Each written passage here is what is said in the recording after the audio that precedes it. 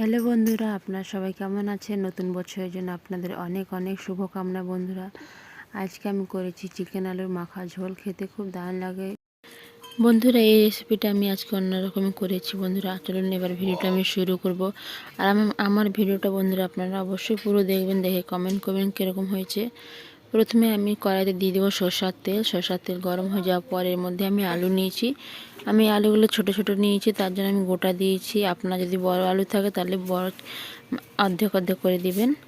আমি প্রথমে আলুগুলো লবণ হলুদ দিয়ে ভেজে নেব। ভেজে আমি একে লাল লাল করে তুলে নেব বন্ধুরা। আমি টাইমে আপনাদের সঙ্গে ভিডিওটা শেয়ার করতে পারি না। আমি যত চেষ্টা করি কি আমি প্রত্যেক দিন আপনাদেরকে নতুন নতুন ভিডিও আমি শেয়ার করব বন্ধুরা। কালকে থেকে আমি অবশ্যই আপনাদের সঙ্গে নতুন নতুন ভিডিও শেয়ার করব।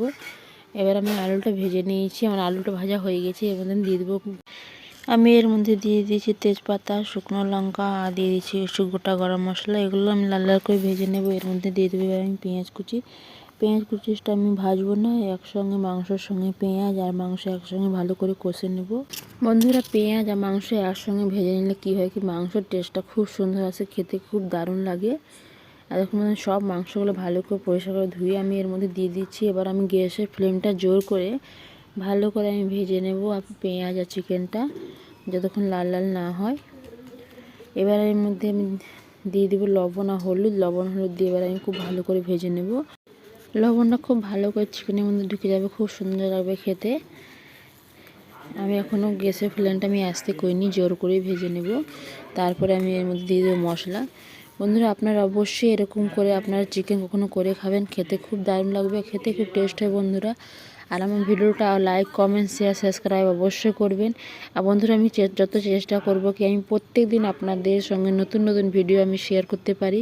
3টে ছেলে মেয়ে রয়েছে, তার জন্য আমি আপনাদের সঙ্গে প্রত্যেক দিন ভিডিওটা শেয়ার করতে পারি না। এর মধ্যে আমি দিয়ে দিয়েছি আদা রসুন বাটা আর গোটা জিরে বাটা। বন্ধুরা আমি আদা রসুন আর গোটা জিরে সব একসঙ্গে বেটে নিয়েছিলাম, সেটা বেটে আমি দিয়ে দিয়েছি। আর দিয়ে দিয়েছি গুঁড়ো লঙ্কা। যদি আপনাদের ঝাল কম পছন্দ হয় তাহলে কম দিবেন, তার জন্য আমি একটু বেশি ঝাল দিয়েছি। আর দিয়ে দেবো লবণ। আমি লবণ আগে অল্প দিয়েছিলাম, তার জন্য একটু পরিমাণটা বেশি দিয়েছি। একসঙ্গে বেশি লবণ দিলে কি হয়, লবণ লবণ হয়ে যাবে, খেতে ভালো লাগবে না। এবার আমি দিয়ে দেবো ভেজে রাখা আলুটা। এবার আমি আলু আর চিকেন একসঙ্গে খুব ভালো করে কষতে থাকবো। গ্যাসের ফ্লেমটা আমি আস্তে করে দিব। একে আমি ভালো করে নাড়াচাড়া করে আমি ঢাকা দিয়ে দিব। আমি চিকেনটা 3 মিনিটের মতন বন্ধুরা ঢাকা দিব। ঢাকা দেওয়ার পরে এবার আমি খুলে দেখুন 3 মিনিট পর আমি ফিরে এসেছি। আর দেখুন বন্ধু খুব সুন্দর করে তেলগুলো ছেড়ে দিয়েছে, দেখতে খুব সুন্দর লাগছে। আর খুব সুন্দর করে আমার চিকেন আলুগুলো কষা হয়ে গেছে। আপনার চাইলে এর কষা কষা এরকম খেতে পারেন। আমি চিকেনের মধ্যে দিয়ে দেবো 2 চামচের মতন টক দই। টক দই দিলে কি হয় কি টেস্টটা খুব সুন্দর আসে, খেতে খুব ভালো লাগে বন্ধুরা। আমি দইটা খুব ভালো করে জলের মধ্যে ঘুলে নেব। এবার ঘুলে আমি এর মধ্যে দিয়ে দিয়েছি। আর গ্যাসটা আমি জোর করে নেব, জোর করে খুব ভালো করে চিকেন দই একসঙ্গে খুব সুন্দর করে কষে নেব। আমি একে নাড়াচাড়া করতেই থাকবো যতক্ষণ ভালো করে দইটা চিকেনের মধ্যে মিক্স না হয়ে যায়। আর এখন খুব সুন্দর করে কষা হয়েছে, দেখতে খুব সুন্দর লাগছে, কালারটা দেখুন খুব সুন্দর হয়েছে, খেতে খুব ভালো লাগে। আর বন্ধুরা আমার ভিডিওটা লাইক কমেন্ট শেয়ার সাবস্ক্রাইব অবশ্যই করবেন। আর বন্ধুদের সঙ্গে তো শেয়ার করতে একদম ভুলবেন না।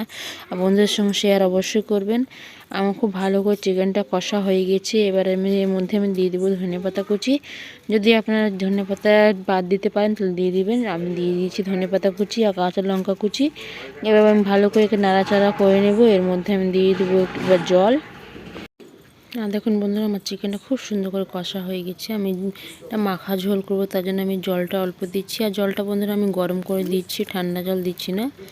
আর দেখুন খুব সুন্দর করে আমি 1 গ্লাসের মতন জল দিয়েছি বড় গ্লাস থেকে। আপনার ছোট গ্লাস থাকে তাহলে 2 গ্লাস দিবেন।